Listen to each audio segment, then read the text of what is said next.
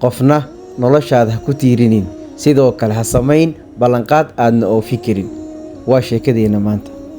assalaamu calaykum waraxmatullaahi wabarakaatuh. soo dhawaada saaxiibayaal, horta aad nagala socotaan waa Dhaymaale. haddii aad nagu cusub tahay soo raac channelka oo subscribe saar. haddaad hore noola joogtayna like dheh muuqaalka, saaxiibadaa la wadaag, commentigan halka hoose ee faallada nagula wadaag. habeen oo uu qabow daran jiro ayaa nin taajira waxa uu gurigiisa meel u dhow ku arkay nin faqiira oo aan haysanin huga dhaxanta oo qabowgaasi ku nool.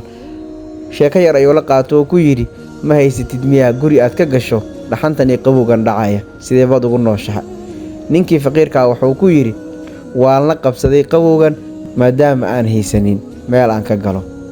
ninkii taajirka ah wuxuu ku yidhi, isug, waxaan kuu keenayaa busto ama hu dhaxanta aad kaga huwato oo aad kaga badbaado. ninkii wuxuu ku yidhi, waayahay, waan ku sugayaa. ninkii taajirka ahaa gurigiisa ayuu galay oo uu iska hilmaamay ballantii uu ka soo qaaday ninkii faqiirka ah ee dibadda ku sugayay. wuxuu iska galay ciyaar iyo howlihiisii noloshiisa gaarka ahayd. sidii ayuuna habeenkii ku dhammaaday. markuu waaga baryey ayuu ku baraarugay inuu nin ballan ka soo qaaday uu xasuustay.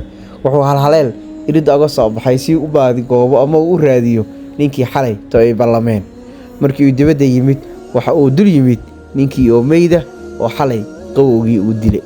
intuu hareerihiisa joogay ayuu arkay warqad uu qoray ninkii faqiirka ahaa ee dhintay.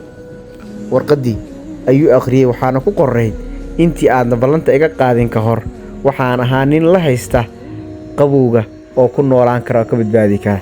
laakiin markii aad ballanta iga qaaday waxaan isku halleeyey bustaha aad ii keeni doonto. jidhkayga wuu daciifay, qabowgiina waan u adkaysan waayey.